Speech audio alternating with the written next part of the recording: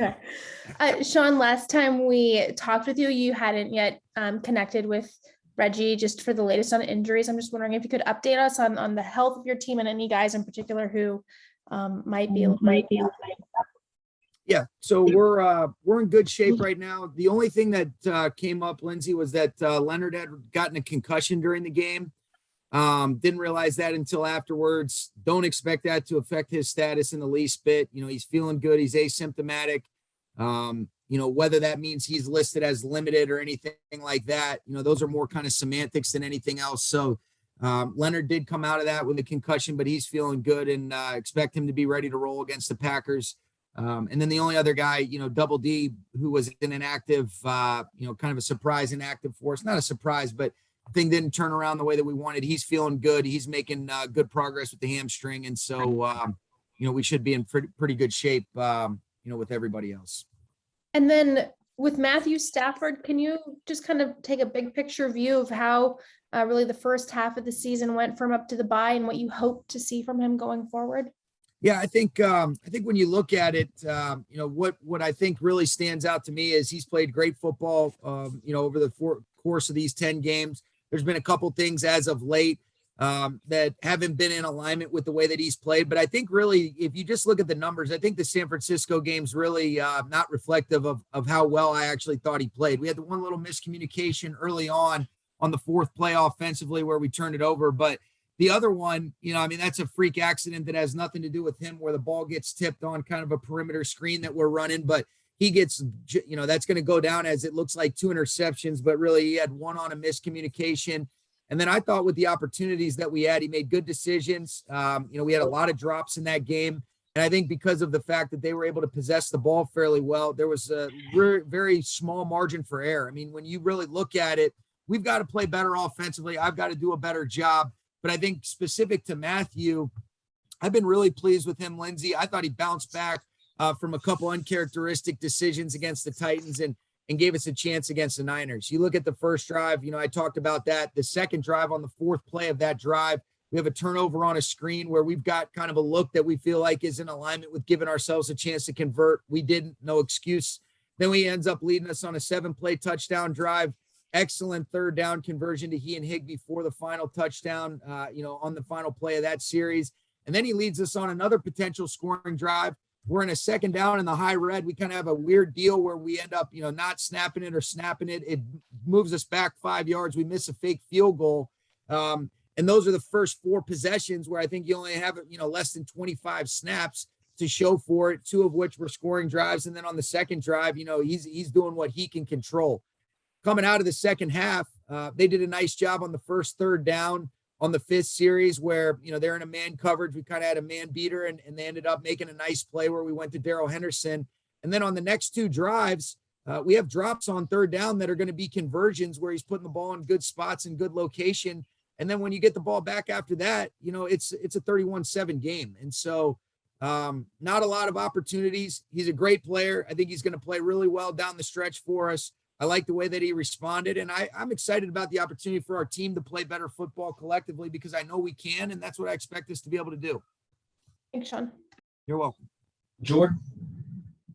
Sean, just seeking, I think, some maybe important clarity on the Leonard Floyd thing. So you can confirm he is in the concussion protocol? Yeah, he is. I got to talk to Reggie because really he's kind of gone through all that kind of stuff. It's such a unique scenario because he was asymptomatic so quickly, but yes, he's going through the concussion protocol. That is correct. Is that accurate, Artis? Yes, sir. Yep. Excellent. Okay. And then to question for both of you guys, I would imagine. So is he at the step in the process where he still needs clearance by an independent evaluator? He's at the step in the process where he has to practice to get, up to speed, and then he'll practice limit and then be full. Okay. Thank you, Artis. And Sean. That, Artis. Yeah, and then Sean, in terms of Matthew sort of hinted at some of the onboarding and expansion of things that you guys maybe wanted to do with Odell. Obviously, bye week is a bye week, but were you guys able to do anything? Were you guys able to immerse him a little bit more comprehensively into some of the design, some of the packages that you have planned for him down the stretch? Yeah, I think that's a work in progress. I think it was important for everybody to be able to get away. And Odell was doing a great job of kind of working on his own, getting himself physically ready to go, because there was still some stuff that he was working through just physically to get his body feeling, overall the way that he wants to play at the level that we all know he's capable of. And so there's some moving parts to that. What I didn't want to do is immerse him in some information and then you end up adjusting and changing. So I think you want to be able to foundationally build it the right way, formations, all those kind of things. And then you do need to be specific with the way that we implement the game plan. What does that look like? What positions he playing? Who does that also affect as a result of just some of the moving pieces, different personnel groupings and things of that nature? So that's something that we started to really dive into today. I know he was doing some stuff behind the scenes, but he's a smart, conscientious guy. I think the goal for us is making sure that we get a plan in alignment that provides clarity for all of our players, in particular Odell, just because he is new to the system. But there's a lot of similarities in terms of the verbiage and the vernacular that he was able to, that they were utilizing in Cleveland. And so that, that'll help. And it'll force us to be, even that much more airtight with our game plan, which I think is a good positive thing for us as coaches as well. Thanks. You're welcome. Hey, Sean, a couple things. It's been a pretty tumultuous 2, 3, 4 weeks in the NFL with so many division leaders getting beat. Seems like it's more than can be explained by the competitiveness of the NFL. What have you seen? Is there any explanation for it? Yeah, I don't know if, tumultuous or really where you just appreciate the competitive balance that exists. I think what you realize is that, every team is so competitive. They've got good players. They've got good coaches. And that's why you got to go out there and play. And there's a lot of things that lead to winning and losing football games. The better teams consistently play their best week in and week out. I think the goal is to be able to kind of find your footing, find your identity, make sure that you learn from those mistakes. We've obviously had a couple weeks that I'd like to think, I know they're uncharacteristic for us, but we've got to go do it. And so you give credit to the other teams, but this is as wide open and you're seeing as much of this parity exist since I've ever been coaching. And I think that's what makes the NFL exciting. But that's also what makes it that much more important to be urgent in every single day, the way that we approach our process, our rhythm, our routine, to be able to say, all right, are those things that we're doing in alignment with giving ourselves the chance to play our best football in the window of time that we're allotted? There are some things that occur that are out of your control, but if you minimize and you do the right things week in and week out, I think you give yourself a chance for those percentages to sway in your favor. But for us, we haven't done a good enough job these last couple of weeks of winning the turnover battle. For our football team through 10 games, when we're in the plus or we're even, we're 7-0. In the 3 games that we've lost, we haven't won the turnover battle. And so that's something that every single team in this league emphasizes, but we've got tangible evidence to show how important it is to us through these 10 games. And I also think that's one of the reasons why the Packers have been so successful under Matt, but really since Aaron's been there, is because they do a great job of taking care of the football and not turning it over. And they're doing a nice job being able to take it away as well. Mm-hmm. And then the other thing, when we talked last week, you said, I guess you were talking about looking for answers to what's happened the last couple of weeks. You mentioned the possibility of utilizing different guys was your phrase. Can you elaborate on that? I mean, this seems like a team that's had pretty defined roles, outside of injuries and acquisitions, of course. Right. And that's kind of what has existed. And that's what's occurred that kind of forces us to be able to creatively look at the best ways to utilize the 48 guys that we have up on game day, both on defense, on offense.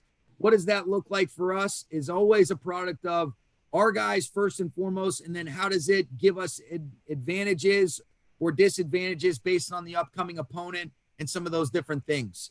You could see it mean that, hey, we're going to get into some different personnel groupings. We're kind of working through that. But I think the bottom line is making sure that we're doing a good job as coaches of taking advantage of the ability to have 48 guys up on game day, making sure that we're maximizing their skill sets and figuring out a way to get everything we can out of each one of these guys during the course of the game and for the remaining 7 games that we're guaranteed. You're welcome. Stu. Hey, Sean, I think back on September 26th, you mentioned being optimistic about 8 to 10 weeks being the potential timeline or timetable for Justin Hollins' return from that pec injury. Is that still the case? And if so, or if not, just what does his status look like right now? Yeah, he's making great progress. He's been around. He's doing a great job with his rehab. And so I think we're probably about a week away from potentially starting that 21-day clock with him. And so when he returns within the framework of that 21 days is to be determined, but he is on track and he's progressing in the right way. And that's a real credit to Justin and to Reggie and his crew. And then given the depth you guys have at that spot, is it potentially a situation where, I mean, unless, both sides agree that he's ready to go, that you might just, take your time with bringing him along just because of, again, all the guys that you've just kind of established at that spot? Well, I think he's one of, he's a really good football player. And I think he asserted himself as a really valuable part of this football team, whether he's playing outside backer, inside backer, some of the different ways that we can activate him in our rush patterns and personnel groupings. And so we're a better football team when we get Justin Hollins on the grass. And so if those are problems that we've got to be able to navigate through, those are champagne problems, as you've heard me say. And so we want him back as soon as he's able to go.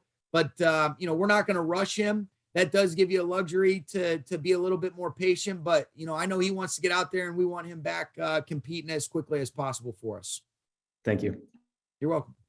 Gary?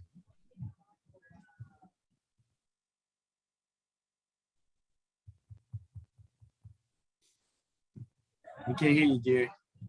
That's great.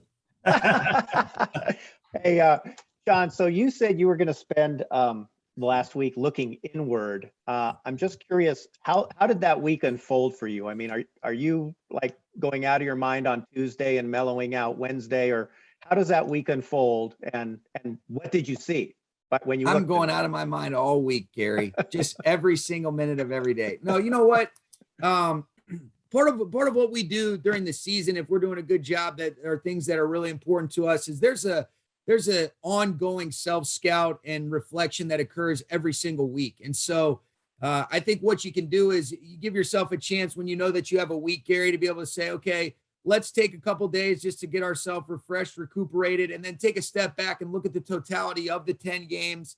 And does this confirm the things that we thought? And in a lot of instances, it does. And that's where you don't want to let overthinking get in the way of overcoming some of these obstacles that we have in front of us to play better football. That's part of why, as a coaching staff with our players, we develop a football philosophy, a way of doing things, a process that's in alignment with trying to improve every single day and having high standards with how we approach every single thing that we do. That doesn't mean that there's not agility and flexibility that's required throughout the course of the season when injuries come up or when you bring different guys in. But what I thought was good about it, Gary, is I was able to get away, was able to get some good rest, spend some time with my fiance. But then I was also able to kind of just on your own time, be able to do a little football. I love what I do. This is something I'm passionate about. If I wasn't coaching football, I'd probably be, I'd want to be doing something involved in this game. So I love this. I love working with the players. I love working with the coaches. I love the schematic approach. I love sitting, I love being able to watch all the games yesterday. I think you want to guard yourself from the negative stuff that you say about me, but I'm just kidding.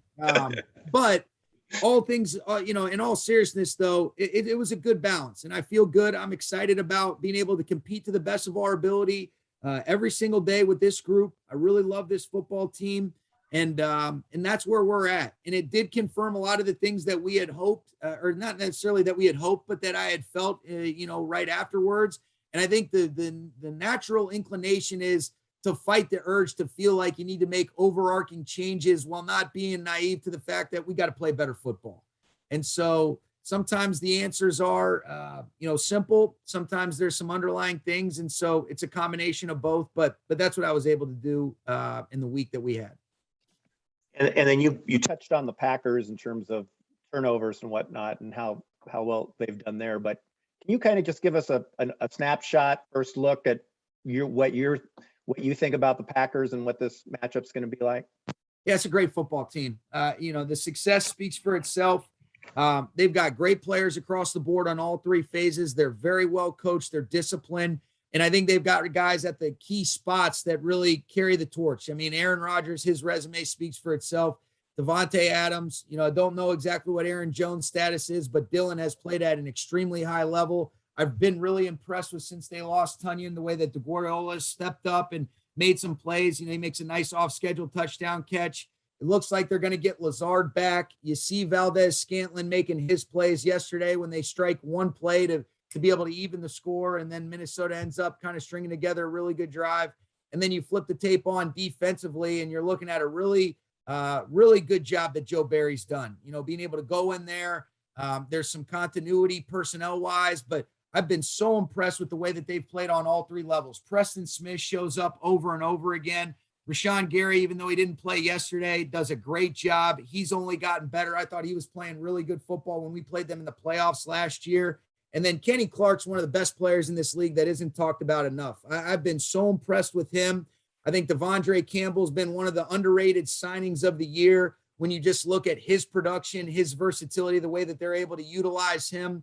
I think Stokes has played really good football. You're seeing King as a guy that's got a lot of experience. They're getting Rasul Douglas in there more, who's played really productive snaps. And then Savage and Amos are as good of a combination at the safety position as you'll find. And so this is a really good football team. They're one of the best. They've been one of the best for the last handful of years. You could argue that they've been the standard in the NFC, going 13-3 each of the last 2 years, and then losing the conference championship game. So we got to be ready to go. And that's what you love as a competitor, because this is a great challenge. There's no weaknesses. And that's what you love about this game, and the opportunity to go play in a historic venue like Lambeau against a great football team, great players, great coaches. Thanks very much. You're welcome. Kurt? Hey, John, I know every game is important, and I don't want to diminish any of those previous games or future games. But when it comes to controlling your own destiny and the fact that you're still controlling that in the division and in the conference, can you speak to your heart? Is this and the magnitude of this important game?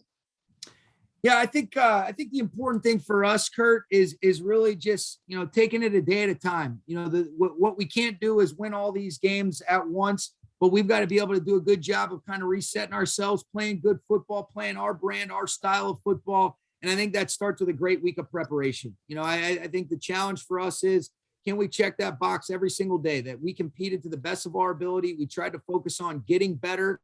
And if we do those little things over the course of time, those incremental steps will hopefully lead to the results that we're desiring. I think it's a good thing that we've kept ourselves relevant after 10 games.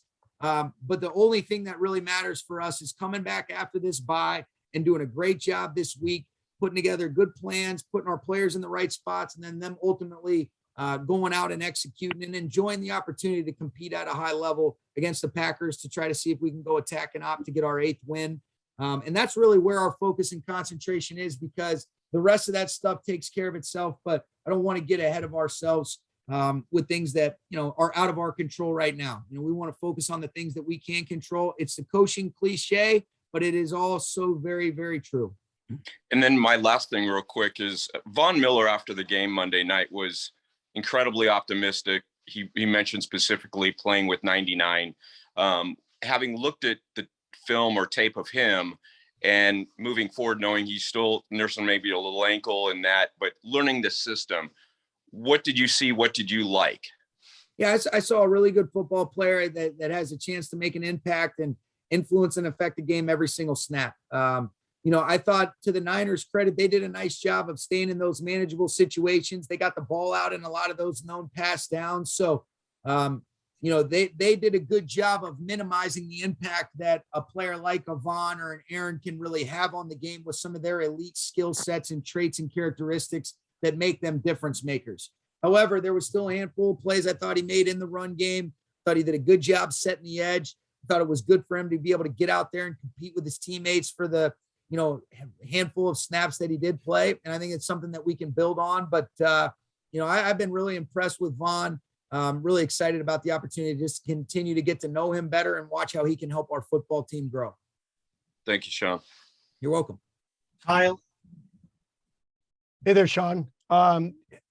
talking about the last couple of losses, a lot was made over how perhaps the Titans and the 49ers out-physicaled the Rams, if you will, kind of punched the Rams in the face. I want to know what response you have to that.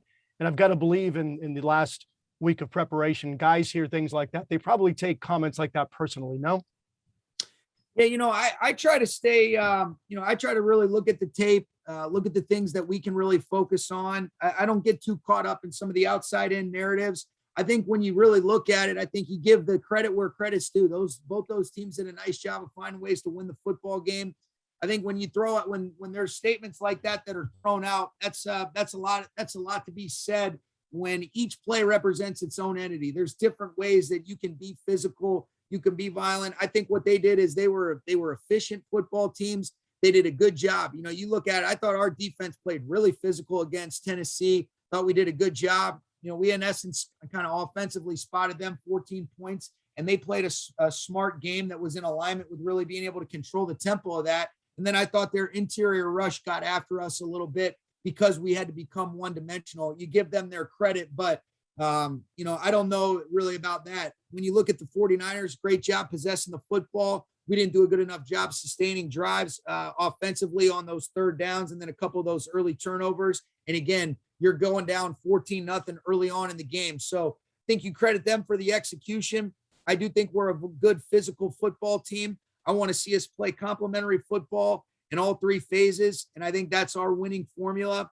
We haven't done that as of late, but fortunately they don't end the season after 10 games. And I know our guys are excited about the opportunity to respond just like we are as coaches. And if I may ask you about your preparations for Green Bay and the uncertainty as to whether or not you see Aaron Jones in this game, where do you begin with that?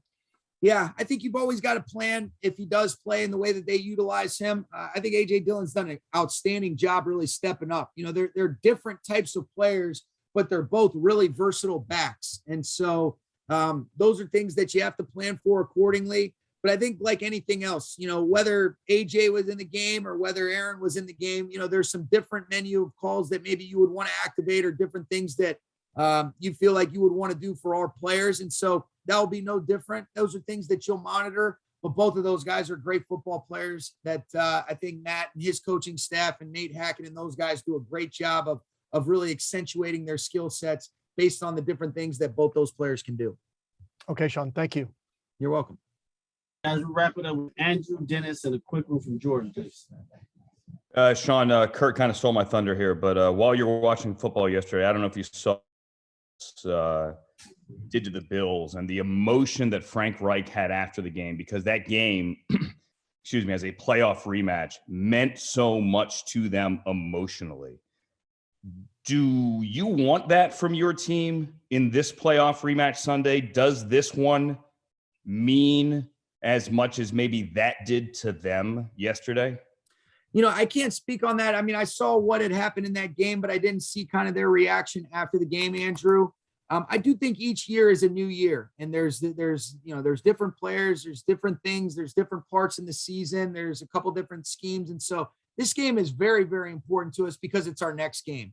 The fact that they knocked us out of the playoffs, does that have a little extra meaning? I wouldn't say it does to me, other than the respect that you have for what a good football team it is, for all the continuity. But it's a great opportunity for us to go shoot our shot, compete to the best of our ability. And this is against one of the best. And I think that's what you love as a competitor, is a chance to respond in a tough away atmosphere, Lambeau Field, against great players, great coaches. And I know our guys will be excited about that. So that's where we're at. As far as, anything about last year having to do with any sort of added or extra emotion, this is a really important game because it's our next one. And that's kind of how we'll approach this. And the silly one, finally, I'm pretty sure the CBA prevents Odell from taking his salary in anything other than US dollars. But would you do Bitcoin, Ethereum, anything like that? Are you going to jump on the crypto bandwagon too? I'm too simple-minded to know anything about it, how that all works. I just refer to people like you, Andrew, to say, should I do it or should I not? Don't look at me. I've lost. Dennis. Coach McVay, what type of production are you expecting from your running game down the stretch of the season? Yeah, I think you want to see really good efficiency. You know, I've talked about this before, Dennis. You know, the good offenses have the ability to do either or, and it doesn't mean that you always have to do one or the other. I think you have to be able to give yourself an advantage based on what are some of the things that you anticipate seeing. But I do expect us to be able to run the football at an efficient level. You know, if we've got to be able to run it or throw it, the good offenses can do either or.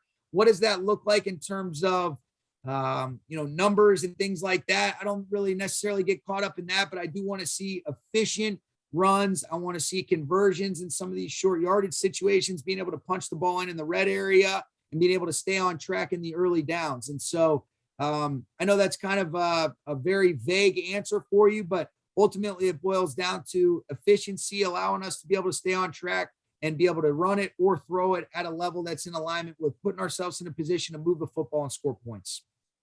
Last question I wanted to ask is to win the turnover battle defensively, what is it that your defensive unit need to do? Well, I think if you know, the very few ops, you know, the first thing is the margin for error is very slim, you know, because Aaron has such great ownership, understanding of all the different looks, the defensive structures. If you are fortunate enough to be able to get to them, how violently can you attack at that football? And if you are fortunate enough to get, whether it's a tip or an attempt at, you know, intercepting the football, you know, you got to be able to make those make a difference plays. You got to be able to catch it. And so when those opportunities present themselves, you can't miss.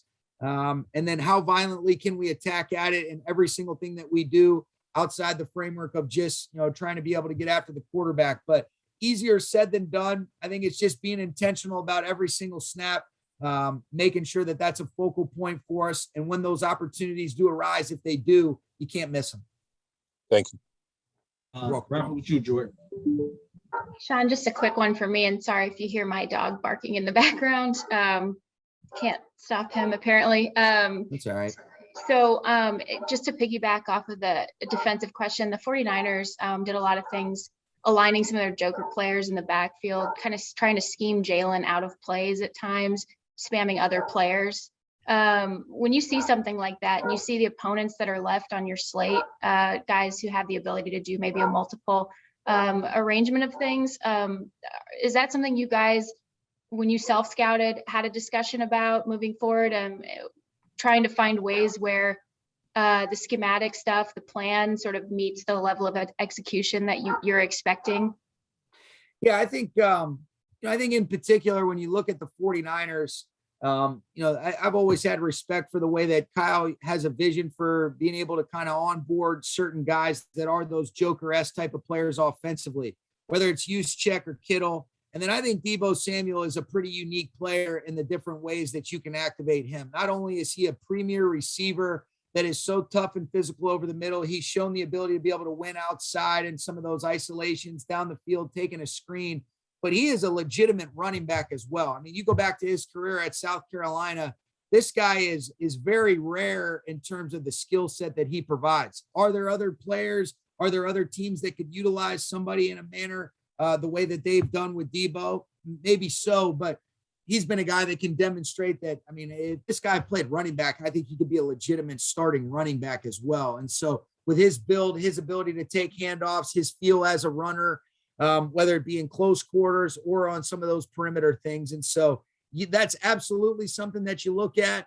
You know that it's a copycat league. If there are some successful things that are done, you better make sure that you correct them. Otherwise, you're going to continue to see them over and over again. And so that's absolutely a part of the dialogue. And then making sure that you can try to be cognizant of getting, you know, players like Jalen at the point of attack as much as possible is something that we want to be intentional about. And kind of like I mentioned, you know, it's not always as easy as, all right, just get Jalen here, because when he moves, that means somebody else has to move as well. And so that's what I've really started to gain an appreciation for, is not only the versatility and the different things that he can do for us, but in order to be able to utilize Jalen in that way, you also have to have some Joker-esque players that can be complementary to him. And so I don't know if that truly answers your question, but I did think they did a nice job. We're not naive to the fact that those will be things that will potentially be repeated, and we want to make sure that we get those things fixed. You know, otherwise you're going to continue to see them over and over again in this league because coaches and players are too good. Thanks, Sean. You're welcome.